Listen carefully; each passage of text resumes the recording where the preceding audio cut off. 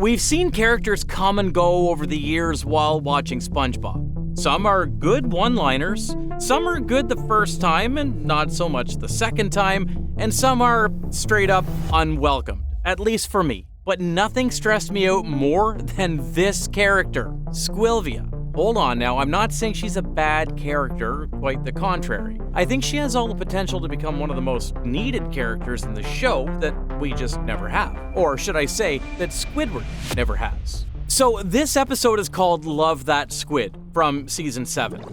The story starts at Krusty Krab when a pair of couples wants to order some lunch from Squidward. But Squidward tells them to go away since, in case you couldn't read the sign, it's his break time. That encounter only serves as a painful reminder for Squidward. He may be a man of many talents, but not when it comes to picking up girls. Which is something I've never fully realized until watching this episode. Squidward is beefing with customers all the time, throwing sarcasm and sick burns left, right, and center, but he almost never flirts with a single customer in all of his working days as a cashier. Which is like a cashier specialty, right? At least in some coffee shops and bars. In any case, SpongeBob will always be there to cheer him up. He even gave Squidward a good reminder that just because you never experienced true love doesn't mean you will never find one. Preach, brother, preach. Even more so when your prayers are actually answered just a few seconds later. Squillia enters the Krusty Krab to get some lunch for herself, and it doesn't take long for Squidward to actually fall head over heels for Squillia. I mean, how can you not?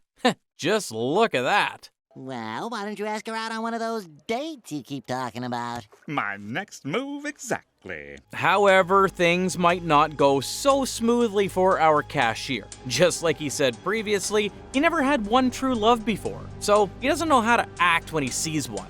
Of all the people we expected, SpongeBob is the one who has to stand up for the cause. What I also didn't expect is how straightforward he is. He doesn't even bother to have a chat or pretend to take Squilvia's order at first. He just goes straight for this killer line. I believe Squidward here is trying to ask you on a romantic date, ma'am. And of course, just like a normal woman would do, Squillia hesitated at first.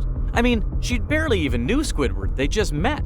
And even then, Squidward hasn't said a single word to her because he just kept stuttering or falling to the floor. I would just feel weirded out by it.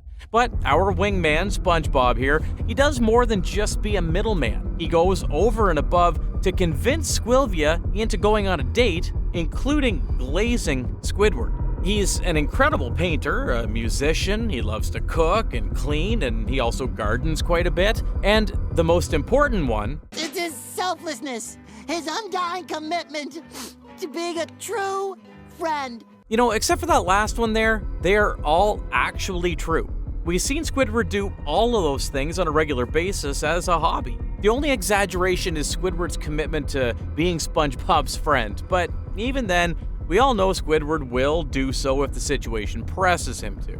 So with that being said, Squillia says yes to the date, and she said she'd come to Squidward's place later on. That's the first obstacle down. The next obstacle, however, is that Squidward can't even remember the last time he had a date with someone. The guy basically just froze up there for the whole conversation. What is he gonna do later tonight?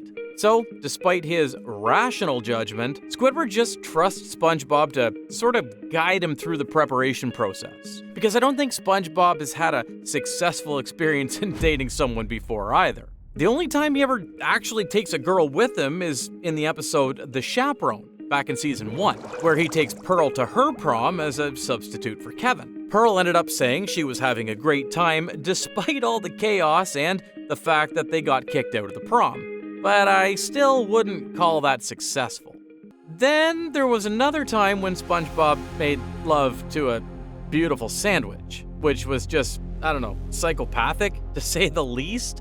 So maybe Squidward only trusts him since he's the one hooking him up here in the first place. And SpongeBob actually looked like he knew what he was doing there, so yeah, what other option do you have?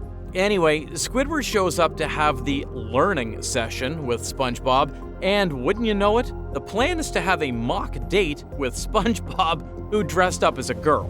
I guess the idea here is just to give Squidward a close to real experience for dating someone. I mean, that's what mock is, right? One thing to note though, for some reason, SpongeBob is actually great at explaining how tricky it is to date a woman. He asks, "Where are my flowers?" which makes Squidward have to run to buy them. And then says, "You shouldn't have," because he is very allergic to tulips. Then when Squidward comes to pick him up with a car, SpongeBob explains a gentleman always opens a door for a lady before he had trouble with the seatbelt.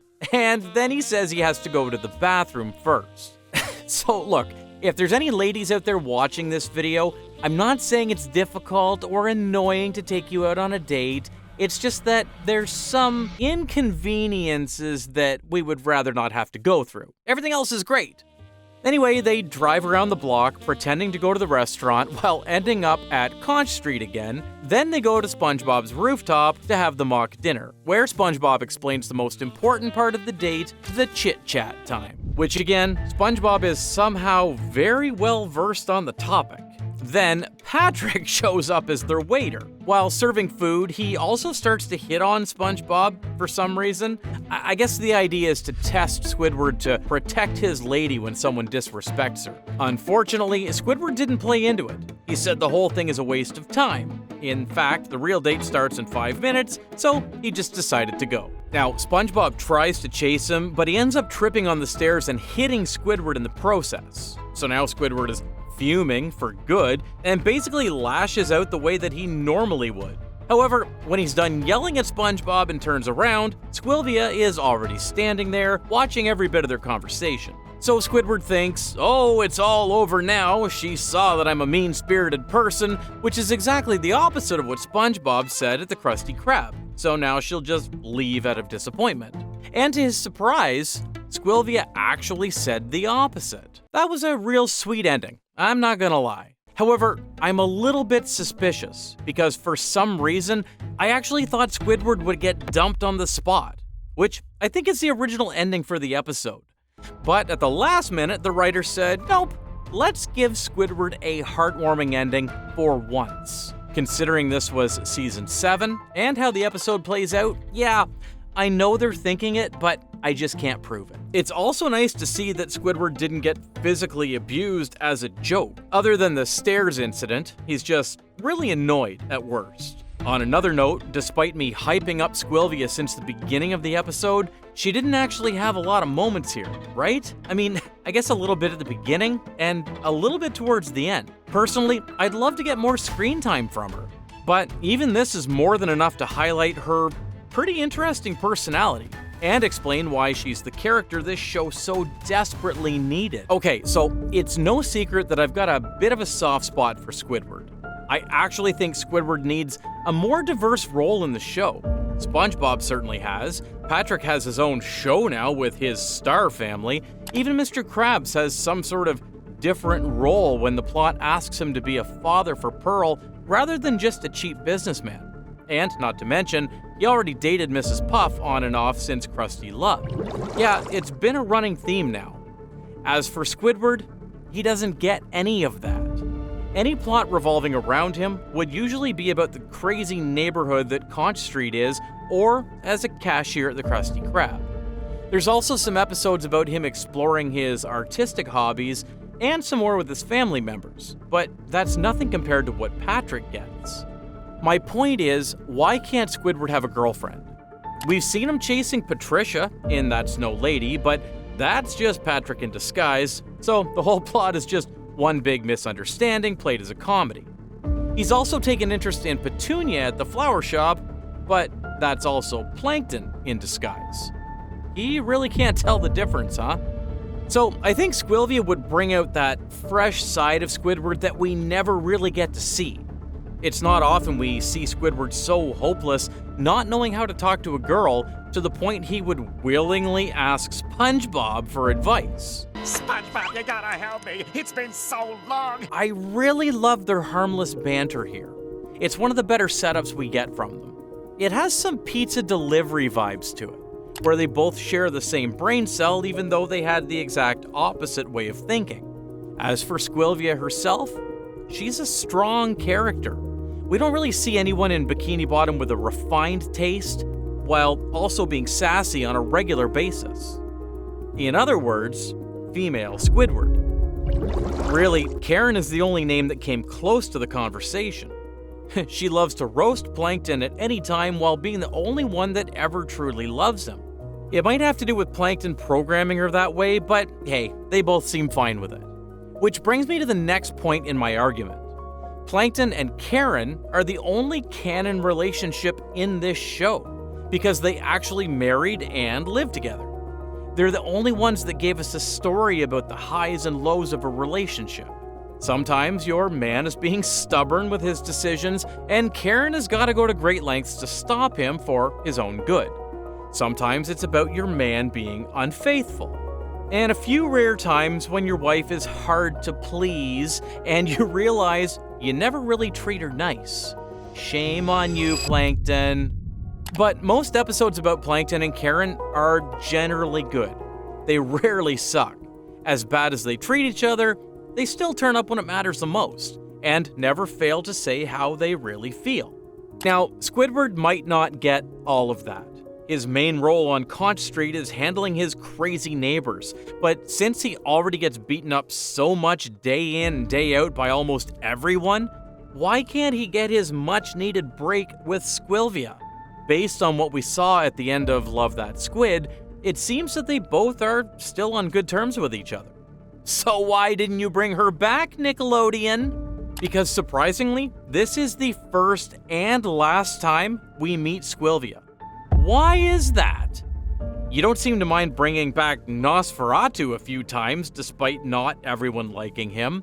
You don't seem to mind bringing back Narlene, even though everyone clearly hates it. Heck, even Doodlebob and Bubble Buddy, characters that don't say a single word, get a few appearances. Do you really hate Squidward that much? Just imagine what kind of plot we could have with Squillia dating Squidward every now and again. They could have a date while SpongeBob and Patrick ruin it accidentally by trying to help. You could bring Squilliam into the plot and have him trying to win Squillia over by flaunting his wealth and achievements, not because he likes Squillia, just because he wants to win over Squidward in every aspect. Or even you could make them have a fight, with Squidward running from the conversation and hiding at the Krusty Krab. So then Squillia would have to come to his workplace to have a word with him, and SpongeBob and Mr. Krabs would have to cover for him by, doing all sorts of ridiculous things. There's just so much you could do. And the best part of it, she would make Squidward's miserable life bearable. Because no matter how much you torture Squidward for making him the butt of the joke, he would still have a safe place to come back to, because Squillia had a very specific taste in men. I think a guy who doesn't suffer fools lightly is totally dreamy. At this point, I am pretty convinced the reason they never bring Squillia back is because that would make Squidward a happy person. And you can't really torture a happy person, because that would be straight up mean and no one would like it. Well, I hate to be the bearer of bad news, but we also don't like Squidward getting tortured for no reason. Never have, never will. At the end of the day, this video is nothing more than me just yapping about who Squidward should have ended up with, as a way to cope with my longtime obsession as a Squidward fan who thinks he never should have been tortured to begin with. But if anything, this serves as proof that there are multiple ways to fix problems in the show, and it doesn't always have to be some obscure method. Because there was one time when Nickelodeon took a really obscure way to handle a mature theme. One that ended up as the most censored SpongeBob episode ever. And if you love this type of video, I bet you're gonna love that one too. As always, I'll see you on the next dive.